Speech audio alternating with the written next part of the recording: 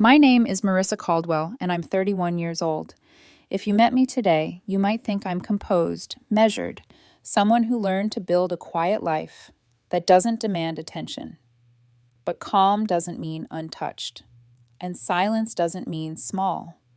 Mine was a life shaped in the shadows of a family that believed appearance was everything, gloss over substance, shine over sincerity, image over truth.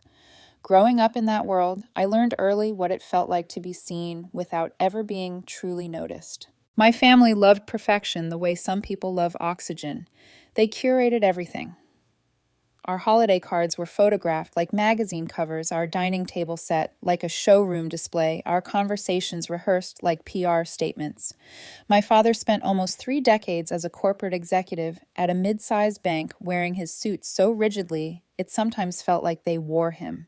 My mother managed the household as if it were a brand campaign where every candle scent, throw pillow, and family photo needed to communicate the same polished narrative. We are stable. We are successful. We are fine. And then there was my older sister, the golden one, Gabrielle. 3 years older than me, effortlessly perfect, and meticulously celebrated. Gabrielle didn't walk into rooms. Rooms rearranged themselves around her. She was the prototype my parents believed they had perfected on their first try. The one everyone compared me to. Why can't you be more like your sister? Your sister would never say something like that. Gabrielle always planned ahead, Marissa. You should try it. You learn after enough repetitions not to argue. You learn to nod, to shrink, to exist in the quiet spaces where no spotlight is cast. My dreams never fit their mold. I wanted to work in film production, editing visual storytelling things my parents dismissed as cute hobbies or phases. I took a part-time job editing wedding videos in high school, proud of it, excited even. Gabrielle laughed once and said, "You want to be a filmmaker, Marissa. You cry during Pixar movies." My parents smiled along. I laughed too, but only because I didn't want them to see it bruise. So I kept my head down and I hoped that one day they'd respect me. One day I'd build something real enough, big enough, undeniable enough that they'd pause and say, we were wrong about her. That day never came. When Gabrielle graduated and joined a prominent consulting firm, my parents celebrated with an event that could have doubled as a campaign fundraiser. Chandelier's valet service, a string quartet, my mother rented a red carpet. I wore a simple black blouse and neat trousers, nothing dramatic, but apparently not dramatic enough. Mom pulled me aside before the guests arrived, smoothing my shirt collar with the same gentle severity she used when correcting a photograph frame. "Sweetheart, could you maybe wear a blazer? Something more structured. Just for the pictures." I said nothing, but inside I felt the familiar pinch, the quiet suggestion that I was the flaw in the family portrait. Gabrielle walked in 20 minutes later with her boyfriend Nathan, a polished, tall, corporate-perfect man with a handshake that felt rehearsed. People clapped when she arrived. Actually clapped, as if her presence alone elevated the air in the room. That was the moment I realized the event wasn't a celebration of her graduation. It was a coronation. After that night, I stopped trying so hard. I didn't stop loving my family. I just stopped chasing their approval. I skipped family dinners sometimes, stopped responding to the group chats. I still showed up for holidays, but I made sure to arrive late and leave early.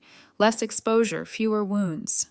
By then, I had already started building my own business quietly, a small video production company, not huge, not flashy, but mine. I had a few steady clients, some meaningful contracts, and I poured myself into it. I didn't brag, didn't post, didn't announce anything. I thought childishly that maybe once I succeeded enough, they'd finally see me.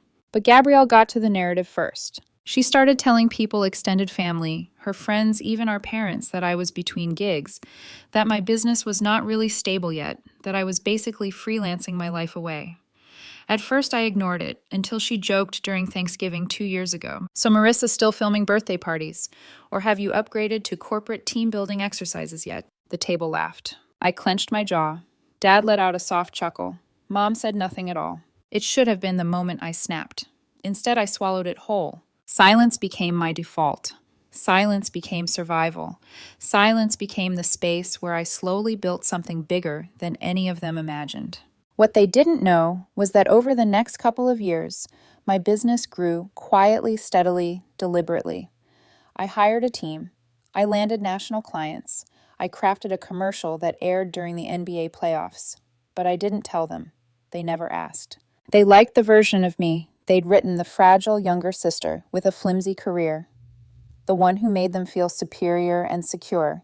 People cling to the roles they assign you, especially when those roles hold their worldview together. Then 3 weeks ago, something inside me shifted. My father's retirement gala was announced. The invitation looked more like a wedding announcement, embossed gold lettering, a luxe venue, formal attire encouraged. Mom called not to ask if I was coming, but to tell me what I should wear. Please, Marissa, none of your artsy outfits, just a normal dress. And maybe soft makeup, just try to look polished. I should have declined. I almost did. But something tightened in my chest that night, a resolve delicate but unmistakable. I would go. I would show up looking confident. I would bring the envelope. And for the first time in my life, I would not shrink. I won't reveal what was inside the envelope yet. Not here, not now. The reveal belongs to the moment it was designed for. What matters is everything that came before it. The years of subtle cuts, quiet humiliations, dismissals, disguised as guidance jokes, disguised as affection and love that was conditional on being small. What matters is how the quietest person in the room slowly learned how to hold power. Because the night of my father's retirement party wasn't the beginning of my revenge. It was the beginning of my reckoning, and none of them saw it coming. The night of my father's intimate retirement dinner wasn't supposed to be dramatic. 12 people, one long table in a private room at a high-end steakhouse, small enough to be personal, polished enough to fit my family's obsession with image. I arrived 5 minutes early, thinking it might give me time to breathe before the tension settled in. But when I walked in, Gabrielle was already holding court at the head of the table, a wine glass in hand, and a smile so perfectly poised it looked like it had been ironed onto her face. She looked me up and down the moment I entered. "Marissa," she said, warm but clipped. "You made it." Translation: "You didn't cancel." Surprising. My mother offered a half-hearted wave without standing. "You look nice, dear." Translation: "You look acceptable. Don't embarrass us tonight." I took the empty seat between Aunt Linda and an unlit candle centerpiece that smelled like it belonged in a boutique hotel. The room hummed with small talk, weatherwork updates, polite laughter. For about 15 minutes, it almost felt normal, civil, controlled. And then Gabrielle began. "So, Marissa," she said lightly as she reached for her fork, still working on those small-scale videos. She didn't even pretend to mask the condescension. It dripped from every word like syrup. I forced a smile. "Actually, I just wrapped a national campaign. It's airing during the playoff season." Her eyebrows lifted only a fraction too controlled to be genuine surprise. Nathan, her boyfriend, chimed in with a perfectly measured chuckle. "Oh, like local TV spots." "No," I said, keeping my tone soft. "ESPN." That shut him up. But the moment was fleeting. My mother pivoted the conversation instantly, a practiced maneuver. "Marissa, are you still living in that apartment? What's it called? The one with the, industrial plumbing?" Industrial plumbing. That was her creative way of saying not upscale enough. I sighed quietly. "I moved last year. Where to downtown?" She raised an eyebrow. "Isn't that expensive?" I nodded. Yes. But she didn't ask how, didn't ask why, didn't ask anything. Because asking would mean acknowledging that I was doing better than the story they'd already written for me. That silence, willful, deliberate, was more painful than any insult. The entrees arrived, and conversations grew louder. Wine glasses refilled, laughter thickened. Gabrielle loosened her posture the way she did when she felt the room belonged to her. She leaned forward, tapping her manicured nails against her glass. "You know," she said casually, "since Dad's retiring, we should really talk about the lake house." The room quieted. Aunt Linda looked up sharply. My chest tightened. Dad stiffened. "Let's not." "No, really." Gabrielle insisted, giving him a soft smile. "The market's high, and that place needs work. It's not exactly efficient to keep it." Efficient. A word Gabrielle wielded like a blade, sharp, cold, managerial. Aunt Linda frowned. "That house has been in the family for 3 generations." "Yes, and it's adorable," Gabrielle said sweetly. "But no one actually uses it, except Marissa maybe when she needs a break from editing children's parties." Nathan smirked. No one else laughed. Mom folded her napkin neatly as if preparing for impact. Your sister has a point. We should at least get it appraised. I inhaled slowly. My throat felt tight, but I stayed quiet, because I could tell something else was coming, something bigger. Then Dad delivered it. I've already signed the paperwork. Silence crashed over the table. Gabrielle blinked once, but her smile never faltered. Nathan leaned back, satisfied. Mom took a sip of wine without meeting my eyes. I stared at my father. What paperwork? He swallowed. The trust transfer. My voice was barely above a whisper. What does that mean? Dad exhaled as though the explanation were heavy. The lake house goes to Gabrielle. She'll buy it from the trust at a family rate. A dull ringing filled my ears. My sister tilted her head sympathetically in appearance only. We figured it was for the best. Simplifies things. And you're so busy with your shoots. She said it like I filmed home videos for pocket change. I leaned back in my chair, gripping the edge with cold fingers. And no one thought to mention this to me. Mom placed a hand on her untouched steak. Marissa, sweetheart, let's not make this a scene. I wasn't making a scene yet. They were making a statement. You don't even like that place, Gabrielle said gently. You haven't been there in years. That's not the point, I whispered. It's about being included. She shrugged. It's just a house. But then it happened. She smirked. That same smirk from the Thanksgiving jab. The same one she wore at her graduation coronation. The same one she had the night she called my work a hobby. And suddenly I understood this wasn't carelessness. It wasn't oversight. It wasn't accidental exclusion. It was intentional, deliberate, strategic. They had circled the wagons and shut the gate. They didn't just overlook me, they designed my absence. My fork slipped from my fingers, hitting the plate with a small metallic clink. No one looked up. I stood, slowly, mechanically, my chair sliding backward against the hardwood with a muted scrape.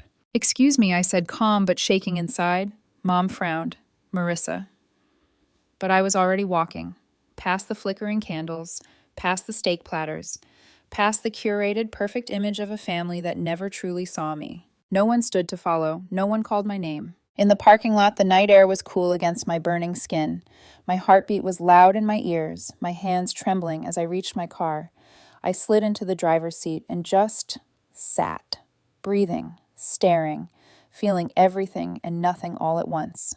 And then something inside me went still. Not broken, not defeated, just still. A clarity I hadn't felt in years washed over me. This wasn't about a house or property or inheritance. It was about erasure. If they had their way, Gabrielle would inherit everything.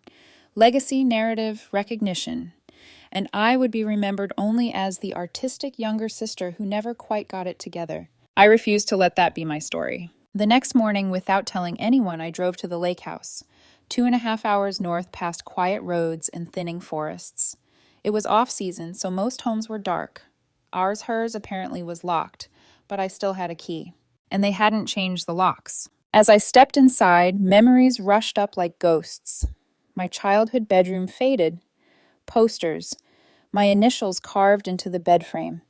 I wandered through the house, touching door handles, tracing the edges of picture frames, breathing in the scent of old wood and quiet summers. And somewhere between the living room and the upstairs hallway, something shifted. Not sadness, not nostalgia. Resolve. This house held pieces of me Gabrielle couldn't erase, and neither could my parents. These memories were mine. These spaces were mine. The history was mine, and I wasn't going to let them write me out of it. I stayed the night.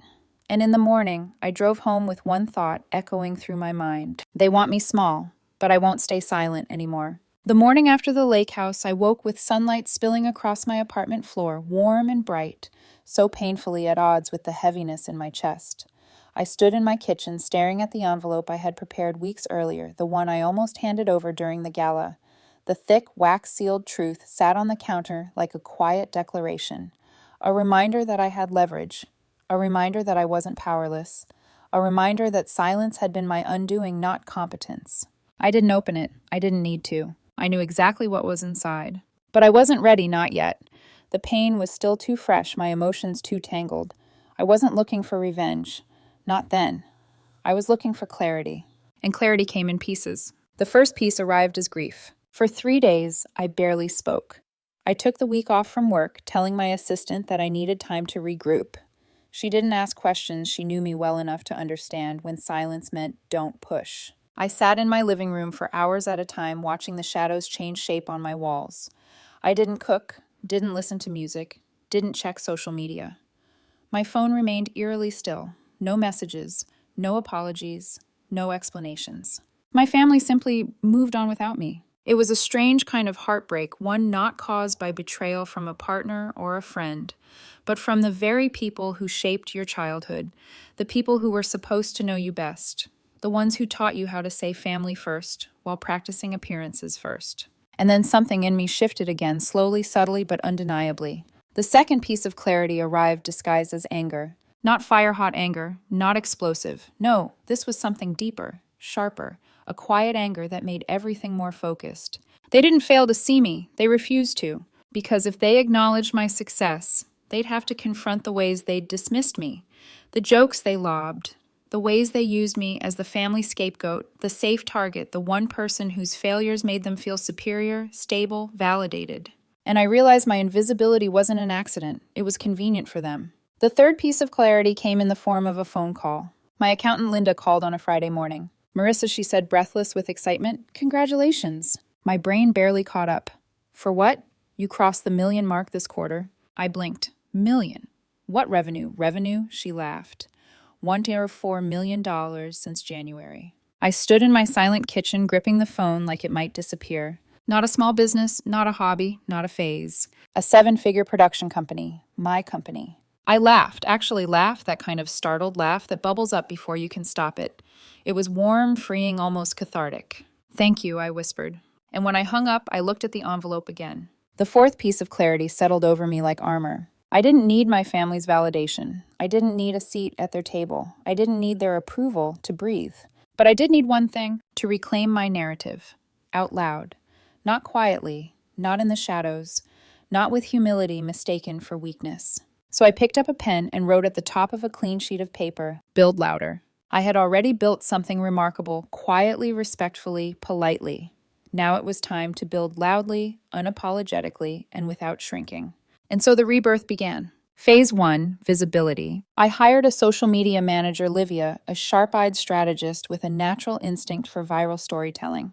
I gave her full access to my backlog, behind-the-scenes photos, client testimonials, production stills, finished commercials. "Don't hold back," I told her. "Make it honest. Make it powerful." She smiled. "Make it an empire." Exactly. Within days, she transformed my digital presence, clean, modern branding, cinematic highlight reels, client shout-out videos, engaging behind-the-scenes content, a full portfolio that radiated confidence. Then she did something I never had the nerve to do. She put my face front and center. "People need to see the woman behind the work," she said.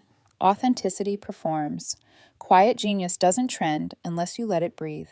She was right. Phase 2, expansion. I redesigned my website, sleek black and gold minimalist with bold typography and a simple statement. Marissa Caldwell, creative director, filmmaker, story architect. It felt like stepping into a version of myself I'd always known existed, but never dared introduce to the world. Next, I reached out to an old client, a skincare brand I'd done a small promo for 2 years earlier. They'd exploded on TikTok since then. "Congratulations on the growth," I wrote. "I have a pitch for you, a DOA-style commercial, personal, emotional, cinematic." They replied in under 2 hours. "We love the concept. Can we talk contracts?" We signed the deal that week. I assembled my best team, sparing no expense, and approached the project like it was a Sundance submission. We shot on remote cliffs at golden hour, captured raw, intimate close-ups, designed soundscapes that felt like heartbeat echoes. When the video launched, 3 million views in 4 days. The brand's sales spiked 22%. Influencers reposted it. A national magazine featured it. My inbox exploded with inquiries. Clients weren't asking if I was available. They were asking how soon I could fit them in. Phase 3, elevation. I moved into a new apartment, the top floor of a building my parents always called a little above your pay grade. Floor-to-ceiling windows.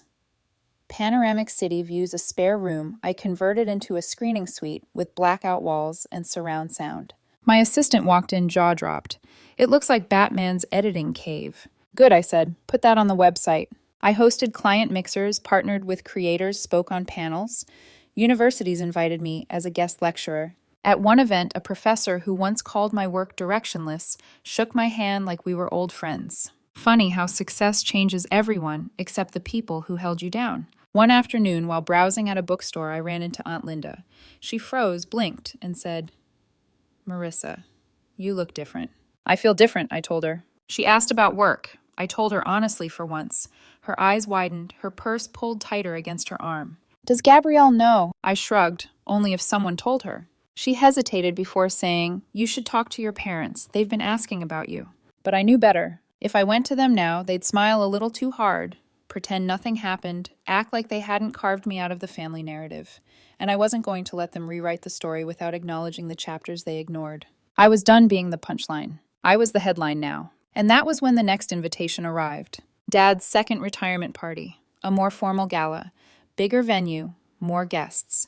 And at the bottom of the email, a note from my mother, "Please don't wear sneakers this time." I stared at the message, not because it hurt, but because it confirmed everything.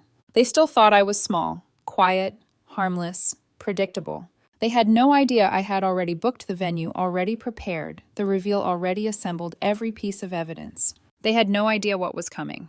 And I didn't RSVP right away, because I planned to savor their assumptions. The email invitation sat in my inbox like a dare. My mother's additional message, "Please don't wear sneakers this time," rested underneath it like a tiny polished jab. After everything that had happened after the dinner, where they made it clear I wasn't part of the family equation, her concern was still footwear. I didn't respond. It wasn't avoidance. It was strategy. Let them assume I was the same quiet, predictable Marissa they'd spent years talking over. Let them believe I'd show up politely, take my seat at the irrelevant table smile during Gabrielle's speech, and disappear again. They had no idea I'd already been preparing. Months earlier, I had shot a behind-the-scenes video at the same high-end venue they'd rented for the gala. I knew the place intimately, the echo of its marble floors, the warm glow of its chandeliers, the way the light settled on the mezzanine. The part I appreciated most wasn't the architecture, but the manager, Elena Rivera. Sharp eyes, sharp wit, and an appreciation for creatives.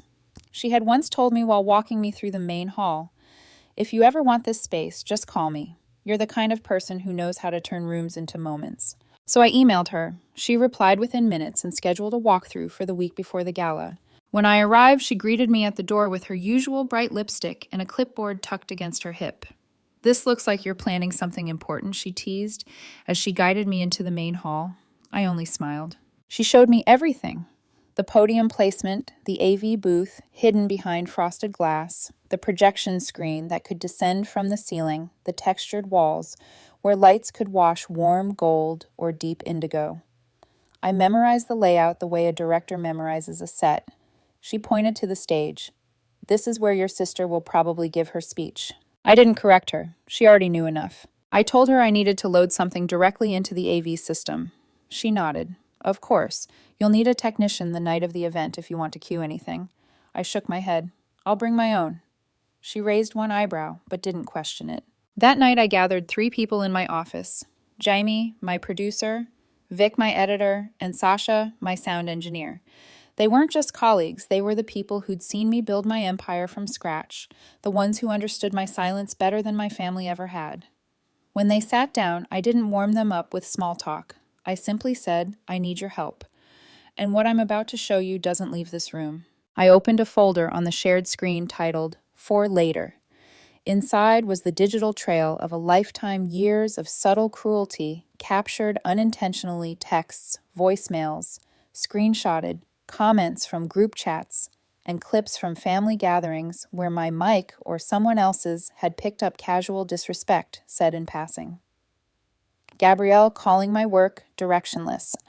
Nathan joking about me still freelancing her life away. My mother sighing after I spoke. My father changing subjects every time I mentioned my job. Thanksgiving audio, where Gabrielle joked about me being between gigs. Footage from birthdays and holidays, where the camera always drifted toward her as I lingered in the background. Individually, none of it meant much. Together, it was a pattern carved so deeply, it was undeniable. Jaime leaned forward, stunned. "Marissa, this is real." "All of it," I said. "And I want to turn it into something that finally shows the truth." Vic didn't hesitate. "I'll cut it." The next weeks became a blur of late-night editing sessions. Vic handled the footage like a surgeon, crafting it into a short film, not meant to humiliate, but to reveal. It opened softly childhood videos of Gabrielle and me, riding bikes, me reading in the yard while she played catch with Dad. Memories I'd forgotten were ever recorded. The tone shifted gradually, moving from innocence to imbalance. Then came the clipped comments, the dismissals woven gently into everyday interactions. And over these images, Vic layered snippets of voicemails and recorded conversations, my mother worrying I'd never be stable enough, Gabrielle insisting I'd always be on the creative fringe, my father's silence every time I spoke. And then the film pivoted. Footage of my real work appeared. My team on set, national commercials, drone shots, behind-the-scenes reels, clients applauding presentations, my office door with Marissa Caldwell, creative director, etched boldly into the glass. The transformation was undeniable. This wasn't a struggling, fragile younger sister. This was a woman who built an empire in silence. The final frame faded to black. Then white text appeared slowly. Sometimes when they refuse to see your worth, you have to show them. When the screen dimmed, Sasha wiped at her eyes. Jamie sat back stunned. This is going to redefine the room. We still weren't done. There was the envelope. The trust clause inside was the part of the story no one knew. Years earlier, my grandfather amended the family trust after a long conversation we had while I restored old footage from his war days. He told me I listened to him, that I cared about the stories no one else bothered to ask. And so he added a clause, no property under the Carter family trust could be transferred to a single heir unless all beneficiaries approved in writing. A clause he told no one else about. A clause my family never bothered to read. My attorney had already drafted the formal objection, the freeze order, the valuation records, everything needed to halt the lake house transfer and expose how much money Gabrielle's family discount would have cost me. Not revenge, not pettiness. Truth, leverage, justice. The week before the gala, Sasha and I spent hours in the AV booth testing the cue. She programmed everything, so a single handheld remote, small enough to be mistaken for a slide clicker, would dim the lights, lower the screen, and start the film. We tested it 3 times, then 5, then 10. Elena stopped by as we were packing up. Are you sure you want to do this? She asked quietly. I thought about my father's dismissive tone, my mother's sighs, Gabrielle's smirk, the lake house, the erasure, the humiliation. Yes, I said, absolutely. The morning of the gala, I woke in a state of eerie calm. No panic, no trembling. Just stillness, like the world was waiting for the lights to drop and the truth to take center stage. I put on a charcoal suit, pulled my hair back into a sleek, low bun, slipped the envelope into my bag, and looked at myself in the mirror. For the first time in years, I saw someone who wasn't shrinking, someone who wasn't the background character of her own family story. You're not their footnote, I whispered. Then I stepped out the door. The venue looked exactly the way I expected, polished, extravagant, a perfect stage for the image my family loved to project.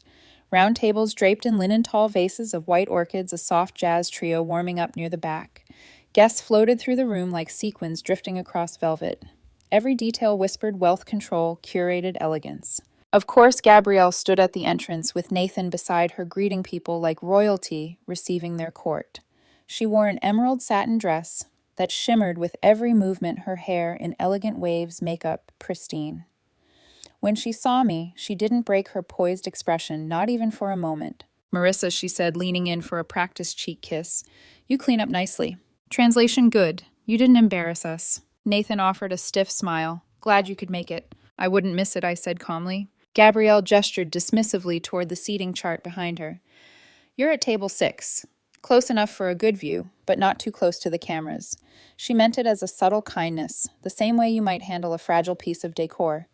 But I simply nodded and walked past her, glancing briefly at the stage she had clearly rehearsed standing on. My seat was indeed close to the stage, close enough to watch every muscle in her face when she realized what was coming.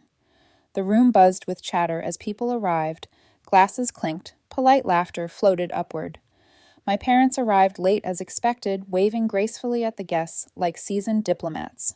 Mom caught my eye, smiled, thinly mouthed, good, while pointing subtly at my outfit. Dad gave a nod, a respectful one, the kind he gave coworkers he barely knew. I didn't let it touch me. The first hour passed predictably small talk, introductions, speeches from Dad's former colleagues, celebrating his leadership and career. A slideshow of corporate milestones played on the screen, interrupted occasionally by polite applause. Everything felt staged, overperformed, glossy. Then Gabrielle stood. A single tap of her champagne flute rang out across the room. Conversations quieted. She approached the podium with the confidence of a woman who'd been preparing her entire life for this moment. "Thank you all for coming tonight," she began, voice warm and effortless. "We're here to celebrate a man who shaped not just a company, but a family. My father is the kind of man who taught us discipline, hard work, and resilience." People nodded, murmured agreement. Dad beamed. Gabrielle continued. "Growing up, I always tried to follow in his footsteps. I took his advice seriously. I learned from his dedication. And I might be biased, but I think I inherited some of his organizational strengths." A ripple of laughter. "And let's be honest." She paused, smile widening as she scanned the room. Her eyes landing on me, with manufactured fondness. Only one of us kids inherited Dad's talent for planning. Another chuckle from the audience. "I mean, no offense, Marissa, but being a full-time creative isn't exactly the same as running a business." The room reacted with soft laughter, nothing vicious, just the kind people release when they think a joke is harmless.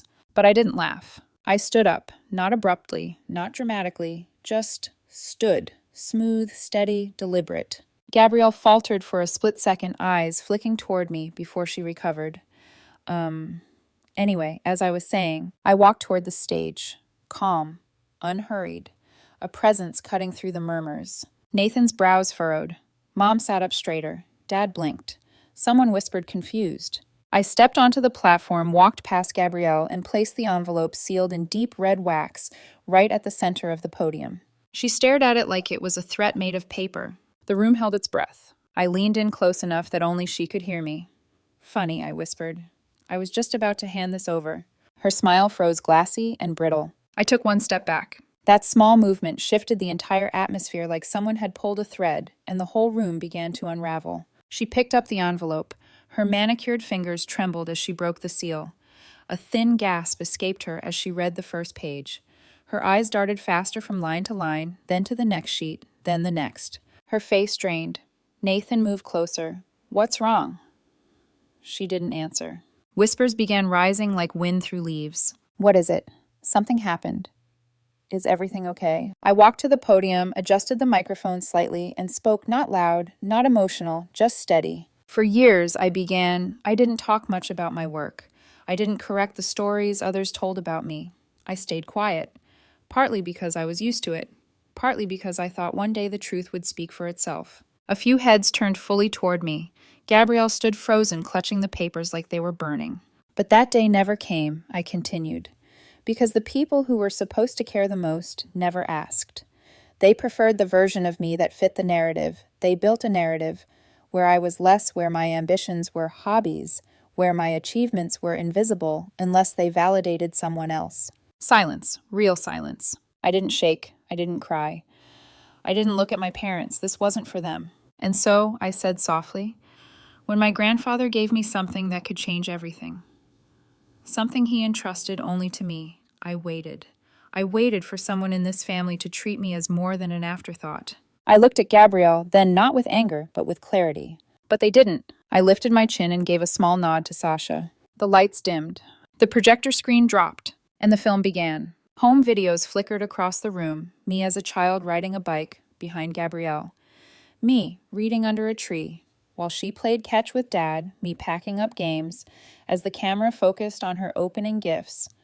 A soft, nostalgic haze washed over the room. Then the tone shifted. Voices layered over subtle footage. "We just want her to be realistic. She's not exactly stable yet. Gabrielle has the business head. Marissa's still figuring things out. Don't take it so personally, honey. Creatives just struggle." People shifted uncomfortably in their seats. Then came the clips of my work.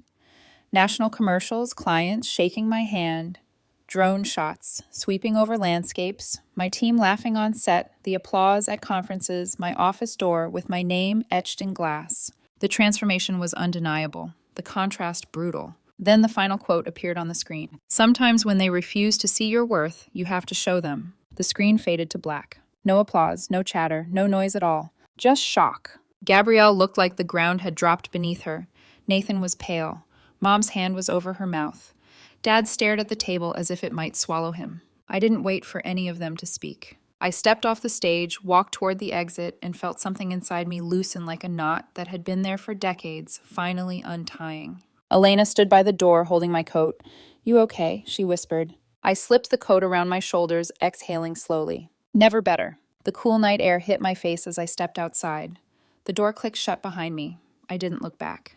For 31 years, my family wrote me out of the narrative. Tonight I rewrote it, and I kept the pen. The night air outside the venue felt sharper than I expected, cool, almost cleansing, like it was rinsing away the static that had clung to me for years.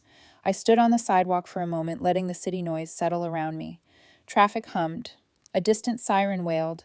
Laughter from a group across the street drifted on the wind. Everything felt ordinary, and yet something in me had fundamentally shifted. I didn't check my phone. I didn't replay what happened. I didn't hesitate. I walked to my car with the steady, grounded calm of someone who had finally said what needed to be said. Not screamed, not pleaded, not begged for understanding. Just spoken the truth, clearly, loudly, and without apology. And once the door closed behind me, once the engine started and the street lights streaked across the windshield, the strangest thing happened. I didn't feel guilt, or fear, or sorrow. I felt light, as if shedding the weight of being the lesser sister, the creative but unstable one. The family afterthought had freed me more than success ever had. I drove home in silence. Not the hollow silence from weeks earlier, but a peaceful one. The kind that belongs to someone who has stopped trying to earn a seat at a table that was never built for her. By the time I reached my apartment, my phone had already begun vibrating. I ignored it. I didn't need to look to know who was calling. There were only 3 types of calls possible at that point. Calls from people who wanted damage control. Calls from people who wanted explanations. Calls from people who wanted someone to blame. None of those calls were my responsibility. I placed my phone on the counter and took a long shower steam, fogging the bathroom mirror, my mind strangely quiet. When I stepped out wrapped in a towel, I finally glanced at my notifications. 23 missed calls from Mom, 11 from Dad, 5 from Gabrielle, 8 from Nathan, a handful from extended family members who rarely acknowledged me before. No voicemails, no text messages, no explanations, no apologies. Just missed calls. Panic disguised as concern. Typical. I turned the phone face down. The next morning, I woke to sunlight warming my bedroom. The city outside buzzed softly. For once, I didn't dread the day. I didn't dread thinking about my family, or the fallout, or the chaos that must have erupted after I left. I made coffee, opened my laptop, checked my work emails, actual priorities, actual commitments. Client inquiries continued pouring in. 2 new contract offers waited in my inbox. Livia sent me analytics showing another spike in engagement overnight. Life, my real life, kept moving. It was almost noon when the first text finally came in. It was from my mother. Call me. No greeting. No explanation. Just an expectation. I didn't respond. 5 minutes later, another message. We need to talk. Then, this isn't how family handles things. I stared at that one for a long moment. Family. It was always the word they used to excuse their behavior, never to examine it. Another text followed. You embarrassed your sister in front of everyone. Then your father is extremely upset. And the one that made me exhale sharply, half disbelief, half resignation. Why would you do this to us? There it was. Us. Not me. Not you hurt me. But you hurt the image we created. The mask never slipped. It simply cracked. I closed my messages. Around mid-afternoon, my father tried his own approach. Marissa, we should discuss last night. Call when available. Straightforward. Mechanical. Like he was scheduling a performance review. Gabrielle's messages came last. Lengthy, frantic ones. What the hell was that? You blindsided me. You humiliated the family. You don't get to twist things to make yourself look like the victim. We need to fix this before rumors spread. I didn't need to read past the first lines to understand her panic. Gabrielle didn't fear my success. She feared losing her narrative. The pedestal she'd been placed on, polished, decorated, kept stable by constant comparisons, had finally cracked. I didn't respond. Not that day, not that week, not for a long time. Because this was the first time in my life that my silence wasn't weakness. It was a boundary, a decision, a reclamation. 3 days after the gala, my Aunt Linda called. She didn't leave a voicemail, but she texted. I saw what happened. I'm proud of you. If you need anything, I'm here. Just one message. Sincere, simple, no pressure. I sat on my couch, holding that phone, the quiet of my apartment, filling with a strange warmth. For the first time in years, someone in my family saw me, really saw me. The message didn't fix everything. It didn't erase the past. It didn't heal old wounds. But it cracked a window open where every door had once been sealed shut. A week later, an envelope arrived at my door. No return address. Thick paper. Familiar handwriting. It was from Gabrielle. Inside was a letter pages long. Not an apology, not remorse. A plea. She wrote about the embarrassment, the humiliation, the shock, how she felt ambushed, how she felt betrayed. Not once did she mention how her words over the years had cut me. Not once did she acknowledge her role in any of it. Not once did she say, "I'm sorry." Instead, she ended the letter with, "I hope one day you'll understand why I did what I did. We were just trying to help you, to push you, to make you better. Please don't let this tear the family apart. Help me, push me, make me better." They always called their cruelty love when it was really control. I folded the letter back into the envelope, set it aside, and made myself a cup of tea. The steam curled into the air as I watched the city outside my window, alive and moving and indifferent to family drama. And in that quiet moment, I accepted something I hadn't allowed myself to accept before. I didn't need an apology. I didn't need closure. I didn't need reconciliation. I didn't need permission to move on. I needed one thing: peace. And peace isn't something anyone can hand you. It's something you choose. So I continued building, creating, working, living. I poured myself into projects that excited me, collaborations that challenged me, stories that mattered. I rebuilt my life with intention, not in reaction to anyone else's expectations. In time, the calls slowed, the messages dwindled, the urgency faded. Eventually, my family learned the truth the hard way. You can only erase someone for so long before they rewrite themselves. And I did. Not to spite them, not to punish them, not to shame them, but to free myself. Because in the end, the power they thought they had over me was a story I had the right to reclaim. And I did. Completely, quietly, loudly, finally.